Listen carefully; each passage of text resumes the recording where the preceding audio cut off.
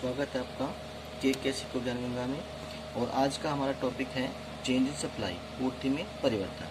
पूर्ति में परिवर्तन को हम दो प्रकार से एनालिसिस कर सकते हैं, movement along supply curve and shift in supply curve. एक ही पूर्ति वक्र पर संचलन और पूर्ति वक्र में खिसकाव। अब जो मूवमेंट अलोंग सप्लाई कर्व है उसके फिर दो टाइप किए जा सकते हैं, पूर्ति में विस्तार और पूर्ति में संकुचन, एक्सपेंशन इन सप्लाई और contraction supply. Now first of all कि मूवमेंट होता क्या है, संचलन होता क्या है। जब केवल वस्तु की कीमत में परिवर्तन होने के कारण उसकी मात्रा में परिवर्तन होता है तो उसको हम संचलन या मूवमेंट कहते हैं। नाउ पूर्ति में विस्तार क्या है, एक्सपेंशन सप्लाई क्या है।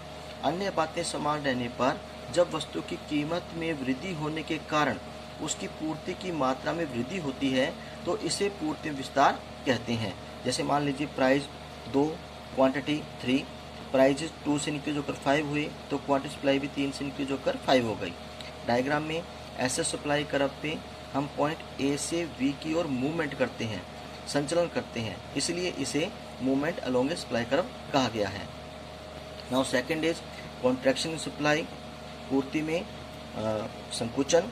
ये क्या होता है, अन्य बातें समान रहने पर जब वस्तु की कीमत में कमी होने के कारण उसकी पूर्ति की मात्रा में कमी होती है तो इसे पूर्ति में संकुचन कहते हैं। लेट जैसे टेबल में प्राइजेस 5 हैं, क्वांटिटी सप्लाई भी 5 है, प्राइस 5 से डिक्रीज होकर 1 हुए, क्वांटिटी सप्लाई भी 5 से डिक्रीज होकर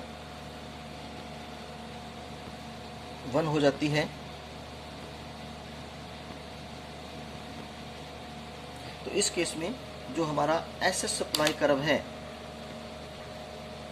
इस केस में जो हमारा एसएस सप्लाई कर्व है उस पर हम देख सकते हैं कि हम पॉइंट ए से बी की ओर मूवमेंट करते हैं, जो कि पूर्ति में कॉन्ट्रैक्शन को या संकुचन को दिखाता है। नाउ इसके बाद करते हैं shift in supply curve. Shift in supply curve क्या होता है, पूर्ति को खिसकाव क्या होता है कि कीमत के अलावा अन्य तत्वों में परिवर्तन होने के कारण जब पूर्ति में परिवर्तन होता है तो इसको हम शिफ्ट इन सप्लाई कर्व कहते हैं। ये दो प्रकार का होता है, पूर्ति में वृद्धि इंक्रीज इन सप्लाई और पूर्ति में कमी decrease in supply. Now first पूर्ति में वृद्धि, कीमत के अलावा अन्य तत्वों में परिवर्तन होने के कारण जब पूर्ति में वृद्धि होती है तो इसे पूर्ति में वृद्धि कहते हैं। नाउ जो पूर्ति है, जो सप्लाई है, उसमें कई प्रकार से वृद्धि हो सकती है कि कीमत के चेंज हुए बिना भी उसमें चेंजेस हो सकें। कौन कौन से कारण हो सकते हैं कि सरकार जो होती है वो छूट या सब्सिडी दे दे किसी वस्तु के प्रोडक्शन में, जो नंबर ऑफ फर्म्स हैं वो ज़्यादा हो जाएं तो पूर्ति में वृद्धि हो जाएगी चाहे कीमत चेंज ना हो।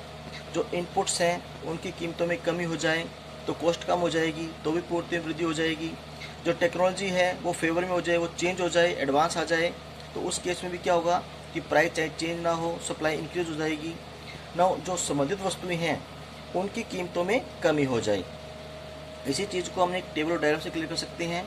टेबल में देख सकते हैं कि प्राइस 3 पर कांस्टेंट है, लेकिन सप्लाई है वो 3 से 4 इंक्रीज हो गई है।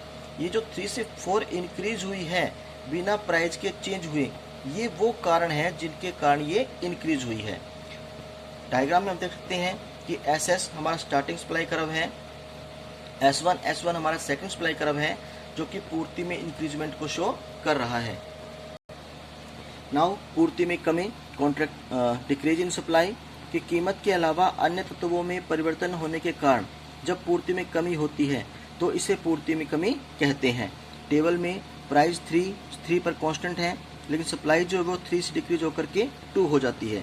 अब जो सप्लाई 3 से 2 हुई है इसके क्या क्या कारण हो सकते हैं, किन कारणों से कमी हो सकती है। हालांकि कीमत तो कांस्टेंट है, कीमत में कोई चेंजेस नहीं है, लेकिन पूर्ति में फिर भी क्या हुई है, कमी हुई है। ये किन कारणों से हो सकती है कि सरकार टैक्सेस में इंक्रीजमेंट कर सकती है, जब कर में वृद्धि होगी तो उससे क्या होगा, लागत बढ़ जाएगी और लागत बढ़ने से पूर्ति क्या होती है, कम होती है। फर्मों की संख्या कम हो सकती है, अगर कुछ फर्में बाजार को छोड़कर चले जाएं तो उस वस्तु के प्रोडक्शन में क्या आ जाएगी, कमी आ जाएगी, इससे पूर्ति क्या हो जाएगी, कम हो जाएगी। जो इनपुट्स हैं उनकी कीमतों में वृद्धि हो सकती है, कीमतें बढ़ सकती हैं उनकी, तो लागत बढ़ेगी, लागत बढ़ने के कारण पूर्ति क्या हो जाएगी, कम हो जाएगी। तकनीक में पिछड़ापन हो सकता है, तकनीक पुरानी हो जाए तो कॉस्ट ऑफ प्रोडक्शन ज़्यादा हो जाएगी और पूर्ति कम हो जाएगी। जो संबंधित वस्तुएं हैं उनकी कीमतों में वृद्धि हो सकती है।